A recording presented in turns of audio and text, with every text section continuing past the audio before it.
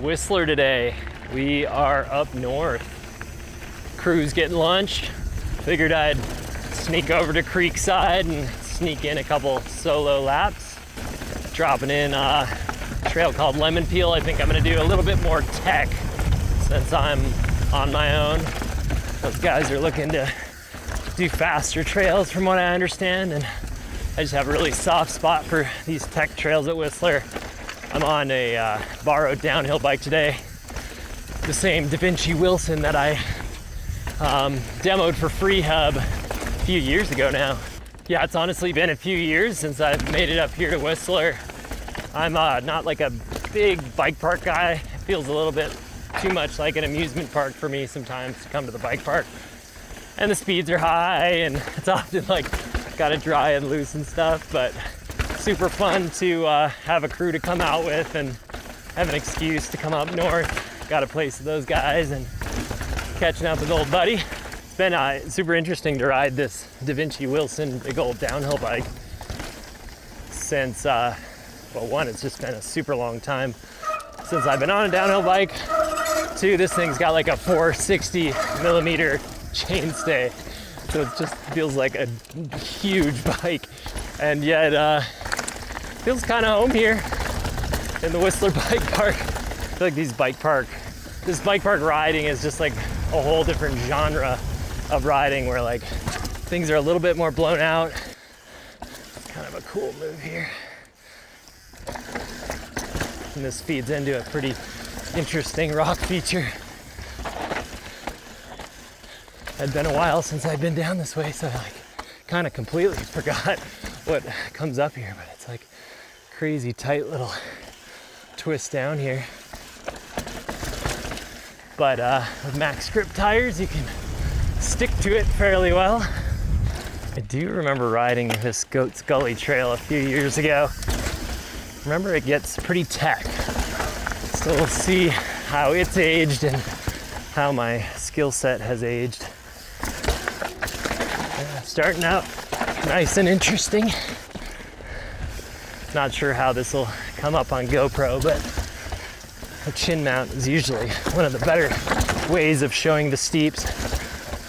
This Wilson does just kind of like make things a lot more manageable typically. Definitely a tight corner there. Yeah, I do remember this corner being pretty tricky. I want to like set up into it nice and dang it. All right, give this corner another try. This massive chainstay is not making it any easier to get around this corner. Yeah, I got it, nice. Kind of glad I went back for that. It's good to have some max grip rubber out here. Not for the normal reasons, but for the dust that's piled up a little bit on the wood and stuff like that. Oh man, I'm happy I got that corner. I think I couldn't get that corner last time. Yeah, it's a little bit more of a picky, technical kind of trail with some multiple line choice options going on. You know, not too busy on this trail, in all honesty. I think it might be kind of quiet on Goat's Gully today. Yeah, cool, okay. It's just that kind of like steepness that you can't even see over the edge, so you're like, I can't tell like if I can roll that or that's like a, I gotta drop that last minute situation. But it was all running, it was all rolling. Wide is the path to A-line and narrow is the path to Goat's Gully.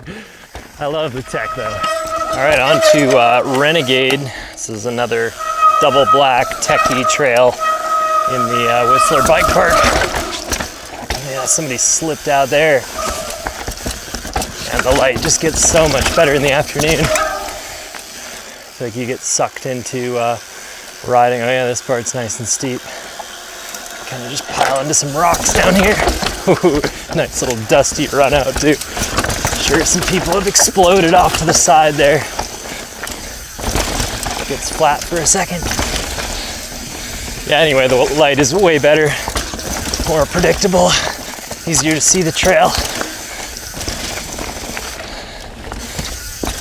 Man, these trails are really cool.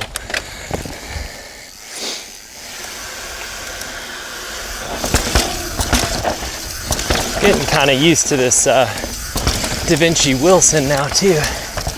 Big old downhill bike, big old dual crown.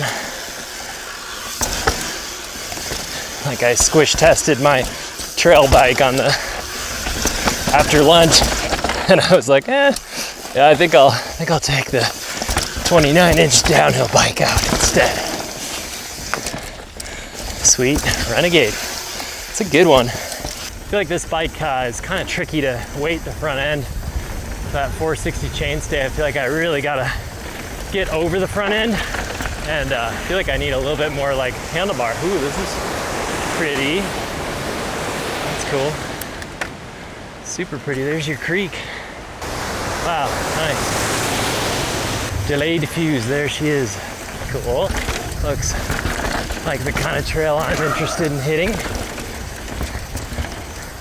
This bike does just absorb quite a bit. Part of me wants to do like a back-to-back with this big old Wilson downhill bike to my Pivot Firebird and just see like how the Firebird feels in the park after. It's cool here in the creek, come down right next to you. Like that. Nice little hop in there. Must be catching somebody. Got a little dust there. A bumpy one. A little bit of a tight corner there. Ooh, straight line. Feeling the old Whistler arm pump coming on. Not quite built for this level of riding yet. I wonder if you can just like get strong enough to work through that if you like lived here or here for a summer. Probably, it has to help. This is cool. Yeah, very lively black trail. A little bit more on the tech side. Just kind of berming back and forth. Yeah, like pulling this big Wilson up to get over some of these doubles definitely feels like a lot. I think I've heard some people say that Creekside Zone is definitely better for like the enduro bikes if you have one, where the enduro bikes pay off more.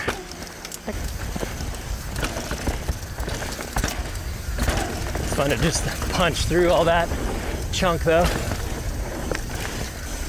Another technical black. Oh man, it's super pretty over here. A little bit mossier and must get a little bit less blasted by the sun, I would imagine, if there's that much moss and lichen.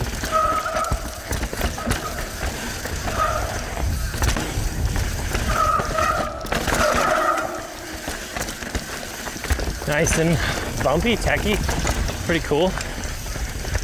Probably fatigue you a little bit faster if you just rode these trails back to back.